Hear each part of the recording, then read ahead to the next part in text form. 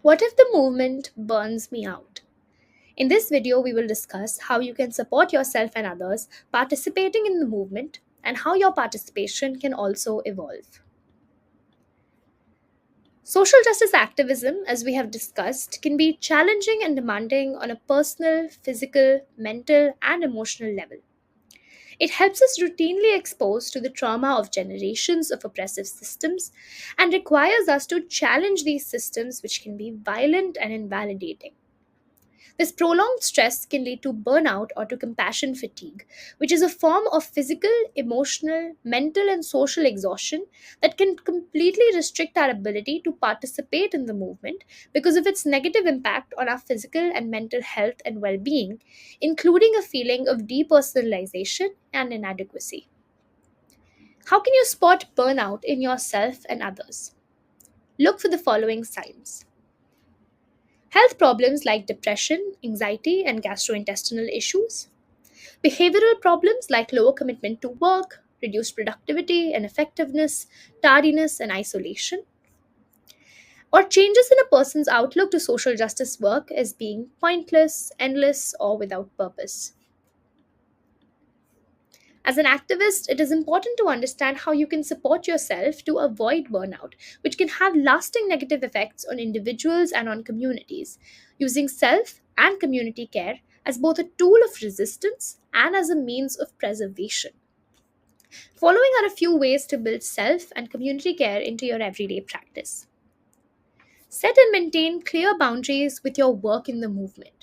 This allows you to say no and take a step back to avoid overwhelm and understand your own needs and capacities as an activist. Prioritize rest and recreation individually and as a community.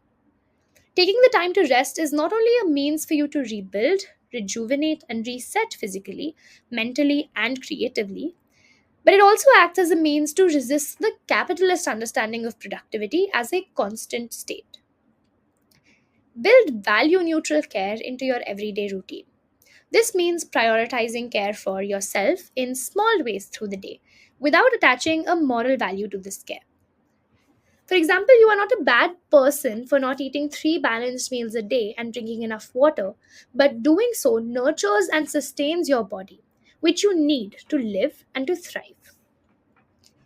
Seek individual and community solutions for therapeutic care to regularly process your interactions at work and in everyday life and identify signs of ill health or a gap in well being. Can you think of more ways to approach care as an activist for social justice? To demonstrate how simple it can be to care for yourself on a hard day, let's go through a short 2 minute reflection together. This is completely optional, but I encourage you to engage with it regardless. Let's begin. To start, take a deep breath. Relax your shoulders and clench your jaw and release any tension that you are feeling within your body. Now, take another deep breath. I will now ask us a few questions as a self check in. Do not dwell on them too much.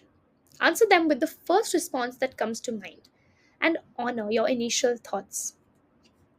How am I doing today?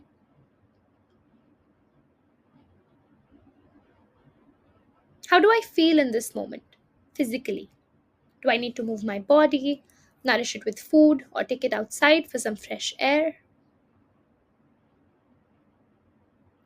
What am I feeling like in this moment mentally? Am I anxious, nervous, scared, excited, happy? What is causing this? If my mental state is that of distress, what can I do in the next 5 minutes to make myself feel better? What can I do in the next hour, in the next day, or the next week? Was I kind to myself today? Over time, as you do this exercise more and more, you will become better tuned to your mind and to your body, and will be able to reflect more deeply and rest more meaningfully without any awkwardness. If this exercise spoke to you, I encourage you to build it into your workday. checking in with yourself at least twice a day, and add more questions to it as you feel like. Another important aspect of supporting and situating yourself within your social justice movement is to understand how your role within it may evolve over time. It is useful to note that your involvement in a social justice related movement does not have to follow a traditional career like trajectory. This is because you can join a movement at any age and from any professional or personal background, either through a collective, an organization, or as an individual. You can align yourself with a movement as a profession, the way us at One Future Collective have done for social justice, or outside of it. You can use the values of social justice to transform institutions as a community representative or consultant, or as an individual in your everyday life. Your experience within the movement should be a function not necessarily only of your age, but also your experience of oppression and advocacy. That is why a 22-year-old may be more experienced with the movement than a 60-year-old. While this may be challenging to understand because our societies have traditionally followed an age based hierarchy in what qualifies as valid experience, it allows us to understand the intergenerationality of leadership within social justice, where different generations can exchange knowledge with each other, develop transformative relationships, collaborate, and create systems of accountability. As you spend more time with the movement, you will find yourself accessing and developing resources and opportunities to learn and participate, networks and alliances of action, and partnerships with key influencers and decision makers. This experience and access can put you in a position to support others across the movements, both those who have been a part of it long term and those who are just joining in. Sharing your experience in a particular subject matter or practice with those looking to learn more about it through peer learning, coaching, mentoring, and training relationships will allow you to pour it back into the movement. At the same time, it allows you to plan for a future within and outside the movement. Do you want to build a larger network, step back from your work to gain more perspective, or to set a personal boundary? Plan your succession. The social justice movement is dynamic and evolving, and so is your role within it. Irrespective of whether you have been a part of it for years or are just joining in, remember that it will always have a place of you if you know where to situate yourself.